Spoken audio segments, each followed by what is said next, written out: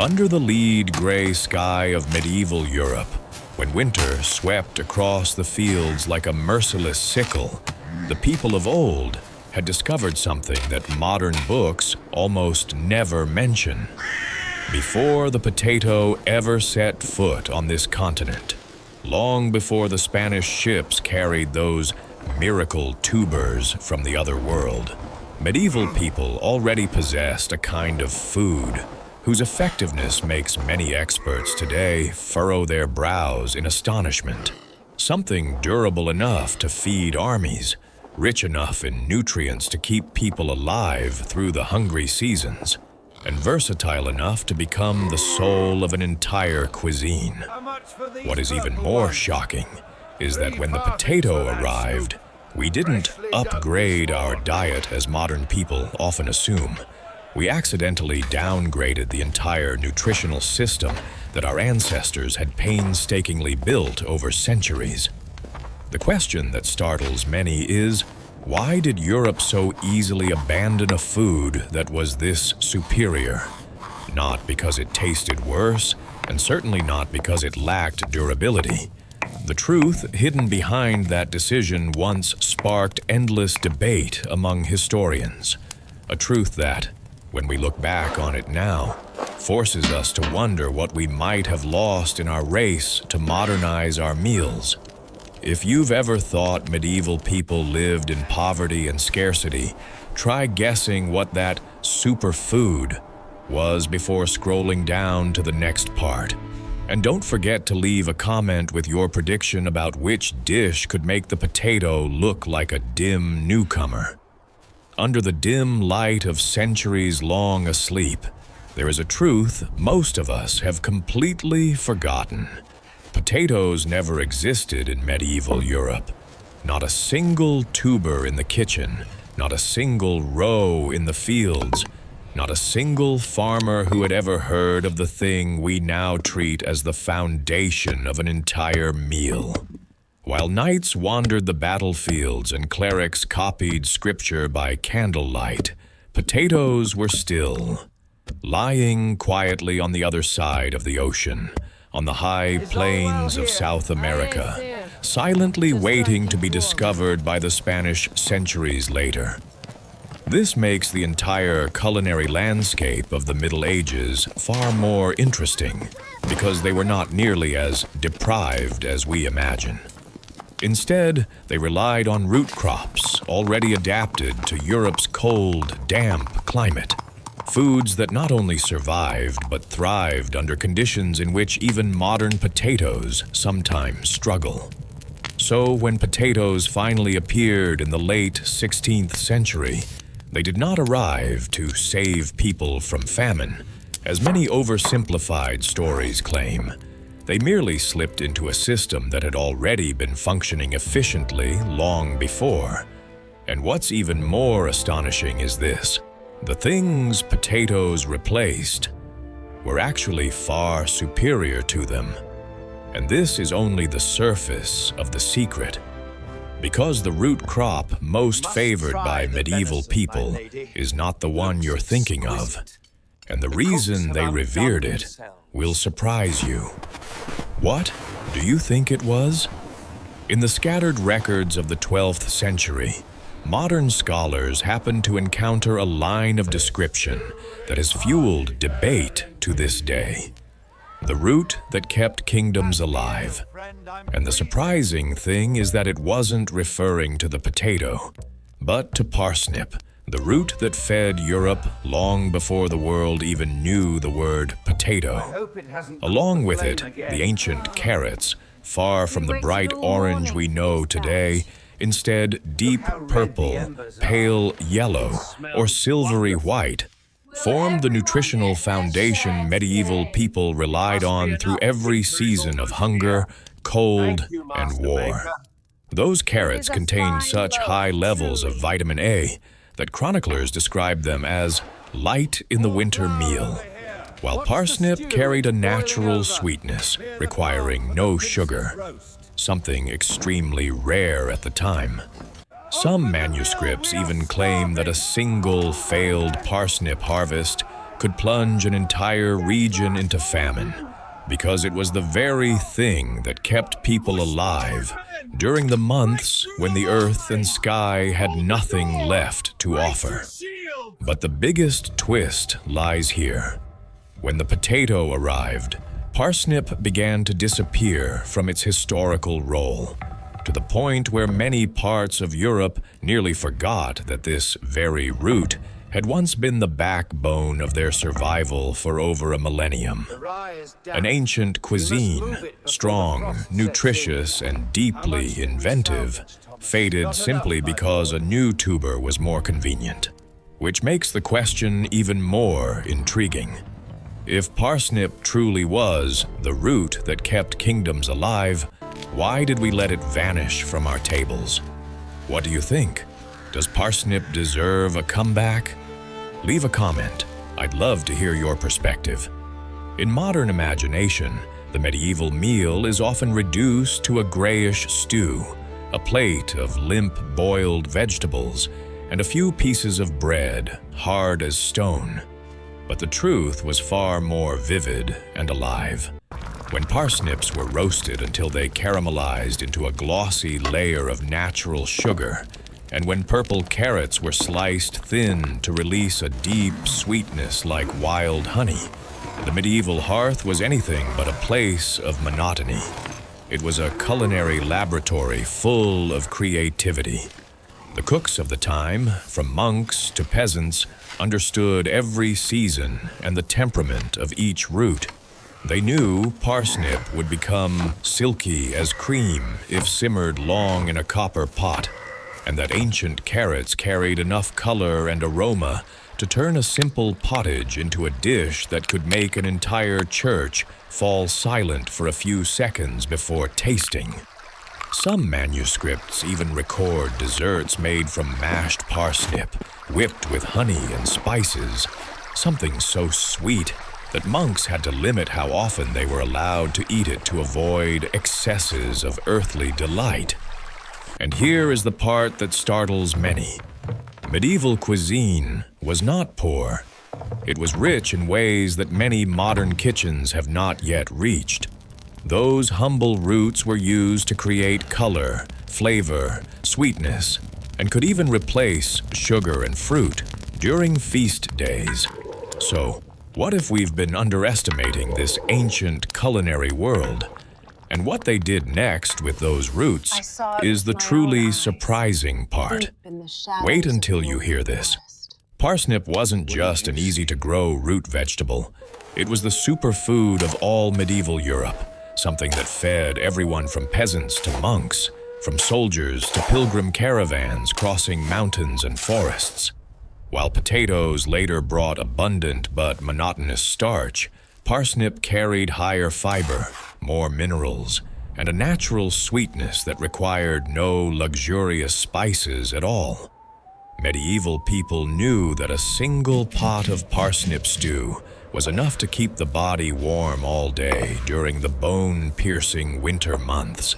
They knew this root could retain its nutrients even after being stored for months in an earth cellar. And they knew that whether roasted, boiled, or mashed into desserts, parsnip always held onto a delicate sweetness few other tubers could rival. So when potatoes first arrived, they didn't replace parsnip through nutritional power, but through convenience. Parsnip was refined, nutrient-rich, carrying centuries of tradition and culinary technique. Potatoes were simple, widespread, and easy to scale.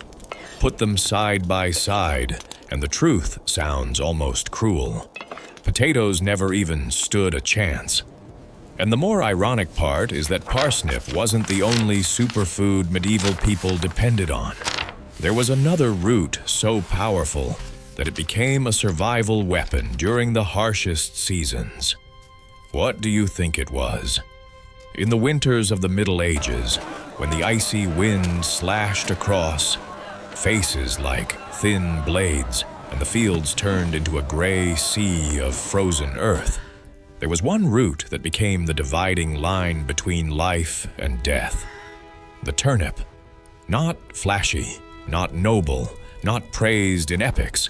Yet it was the only thing that stood firm when every other crop surrendered to the wrath of the weather. Many local records describe years of failed harvests, when barley froze to death, cabbages rotted, and even weeds turned brittle with frost, while only the turnip remained, stubborn beneath the cold soil, like an old warrior refusing to yield. The turnip didn't just survive. It thrived in nature's brutality. No matter how poor the soil, how cold the sky, or how long the storms dragged on, this root continued to grow, indifferent to the harsh fate crushing everything around it. That is why medieval people saw the turnip as a shield against hunger. If the heavens did not favor them that year, then the earth, through the turnip, still granted them a chance. But the biggest twist lies here. The turnip was not just poor man's food, as many modern people assume. It was such an important source of vitamin C that some regions treated it as a remedy for winter illness, and it was rich in minerals with a mild spice that warmed meals during freezing nights. When fermented, it became a storehouse that could last the entire winter, something potatoes, which had not yet even arrived, were nowhere close to doing. So when we look back at history and scoff that our ancestors ate turnips because they had no choice, perhaps we're underestimating the root that saved human lives for centuries. What do you think? Does the turnip deserve to have its reputation restored? Leave a comment. Who knows? Your perspective might open up a new angle for the next video. If parsnip and turnip were the silent warriors of the fields, then bread was the steady beating heart of all medieval Europe. More than just food, bread was a survival unit, a currency, a ritual, a thing that could determine the stability of an entire region. In some years, harvests failed so badly that grain prices tripled. Chronicles of the time record crowds pressing around watermills, desperately waiting for each batch of flour. People joked, truthfully, that without bread, there is no kingdom. But the truth is far more interesting than the rumors. Medieval bread was not the cloud, soft kind we know today. It was heavy, coarse, dense, and so rich in nutrients that many researchers call it the protein bar of the 12th century. Grains were ground with the husk, with the germ intact, without sifting out the bran. So the mineral, fiber, and vitamin content was so high that modern potatoes could only watch from the sidelines. The poor ate maslin, a mix of barley plus rye. The rich ate wheaten white as powdered gold. But ironically, the poor bread was far more nutritious than the rich one. And here is the real drama. Bread didn't just feed people, it created community. The communal bakehouse was where news was traded, rumors sparked, and the entire village learned each other's business before the people involved even opened their mouths. To look at bread was to look at the whole society of the time. Class, nutrition, culture, survival, all kneaded into one single loaf. The question is, if you had to live in the medieval era for a week, would you choose maslin or wheaten? Comment and see what your choice says about your own medieval social class. In the medieval world, bread wasn't just food. It was the political pillar of an entire kingdom. A single failed barley harvest could shake a throne faster than an armed uprising. Kings and lords knew this all too well, so they controlled flour prices, regulated the weight of every loaf, and even issued strict laws to prevent bakers from cheating the ingredients. Because if bread fell even slightly short in weight, the people understood immediately. The system was weakening. That is what makes medieval bread far more fascinating than the loaves sitting quietly on modern supermarket shelves. Today, we have countless choices, yet we depend on a supply chain so complex that if one link breaks, the entire food system goes into chaos. Meanwhile, medieval people lived within a model that was simple but resilient. Grind, bake, share, survive together. And here is the part worth reflecting on. In those days, people revolted because they lacked bread. Today, we rarely realize that we're eating breads processed to the point that every trace of the grain's soul has been stripped away. One was a loaf that sustained a community. The other is an industrial product that sustains consumption speed. Look at bread, and you understand how a society functions. If bread was the economic backbone, then beans, peas, and lentils were the silent energy source that powered the entire medieval labor machine. And here is the part many modern people will find hard to believe. Medieval folk consumed more protein than much of today's Western diet, thanks to the tiny seeds we often dismiss as slightly depressing side dishes. Broad beans, field beans, lentils, all of them grew so vigorously they needed no care, no good soil, no protection. They fixed their own nitrogen into the earth, restored the nutrients of the fields on their own, and became the very thing that kept peasants standing through exhausting 12-hour workdays. A single bowl of lentil pottage could sustain a laborer for 12 hours. No sugar, no stimulants, no processed food. And this is where the real drama begins. Beans didn't just feed people, they fed politics itself.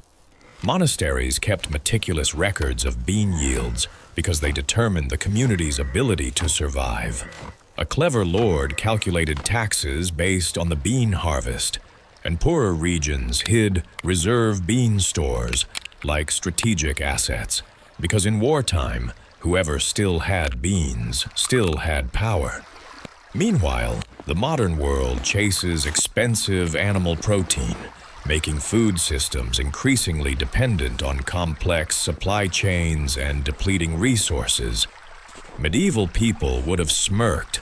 They built an entire economy on a crop many people today refuse to eat because it isn't fancy enough. So if we said that the real medieval flex wasn't steel armor or castles, but a pot of beans that made society run more sustainably than ours today, would you believe it? If you think parsnip, turnip, or bread were the three ultimate pillars of medieval cuisine, then brace yourself, because this next part reveals something that has made nutritional historians admit that medieval people ate far more intelligently than we often assume. The backyard gardens of the time were overflowing with cabbage, leek, old varieties of kale, greens that today we call super greens and sell at double the price. But what's fascinating is that medieval people didn't treat them as a health trend. They were the foundation of survival. Vegetables didn't just fight off winter illness or supply vitamins A, C, and K. They were a natural shield against a host of diseases that potatoes could never defend against. Fermented vegetables became medicine. Fresh vegetables became energy. Dried vegetables became reserves. And when they needed quick strength, they didn't reach for red meat. They reached for nuts, hazelnuts, walnuts, almonds. All were the battery packs of the Middle Ages. High in fats, high in protein, nearly endlessly storable and usable for oil pressing, flour making, even milk substitutes. A handful of nuts could keep a field laborer going for half a day. Medieval people didn't call them superfoods, but if you look at the nutritional profile, you'll understand why so many records describe nuts as food for those who must endure. And the thought-provoking part is this. Our ancestors had no supermarkets, no vitamin incubators, no protein powder. Yet they built a diet so sustainable that many modern experts envy it. If you ever thought medieval people ate poorly, I hope this video has made you reconsider. And here's the real kicker. All of this still wasn't the ultimate superfood they revered. But that's a story for the next video.